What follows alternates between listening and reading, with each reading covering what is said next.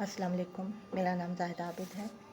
میں government college technology لیٹن road میں lecturer ہوں، اور مجھے آج کا جو ٹاسک کرنا ہے وہ ریحان اے آئی ٹیچر ٹریننگ کی طرف سے میں ٹریننگ بھی لے رہی ہوں،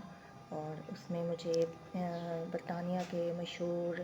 ایجوکیٹر ہیں کین رابنسن، ان کی ٹیڈ ٹاک سنی ہے میں نے، اور اس پہ مجھے تبصرہ دینا ہے۔ جیسے کہ کین رابنسن جو ہے وہ انٹرنیشنل لیول کے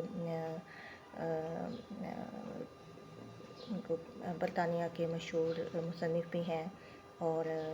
تعلیمی ماہرین میں ان کا شمار اونچے درجے پہ ہوتا ہے، اور چونکہ ابھی ان کی ڈیتھ ہو چکی ہے، لیکن پھر بھی ان کے جو خیالات ہیں وہ اتنے متاثر کن ہیں کہ پوری دنیا میں وہ ان سے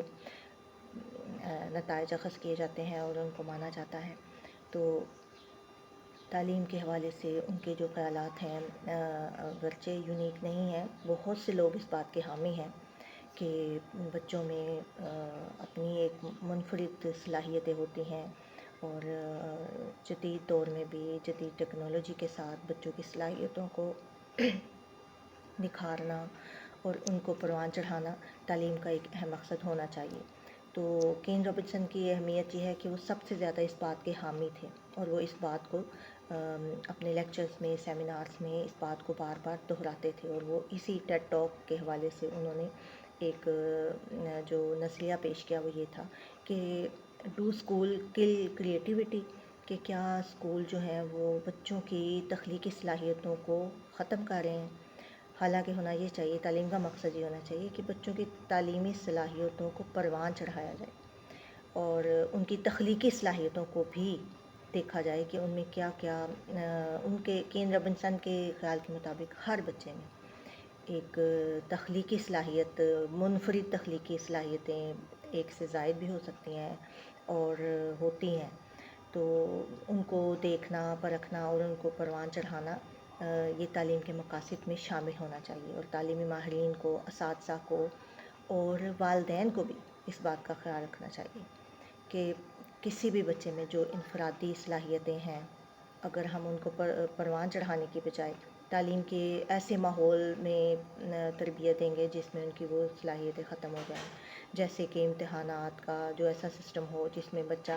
اگر وہ غلط جواب دے گا تو اس کے نمبر کٹیں گے،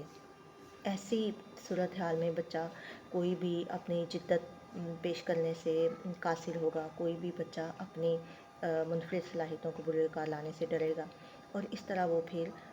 صرف ایک تعلیمی حوالے سے نمبر لینے پر زور دے گا، جبکہ بعض دفعہ تخلیقی صلاحیتیں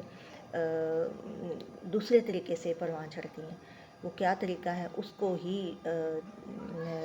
جو تعلیم کے ماہرین ہیں اور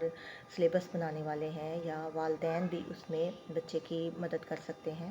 اور اس طرح سے کین رابنسن کی ٹیڈ ٹاک جو ہے وہ دنیا بھر میں مشہور ہوئی، اور انہوں نے اس نظریے کو پھیلایا کہ بچوں کی انفرادی صلاحیتوں کو اسکولوں میں پروان چڑھایا جا سکتا ہے، لیکن اس کے لیے مختلف طریقہ کار، مختلف ماحول بروئے کار لانا چاہیے۔ جی شکریہ۔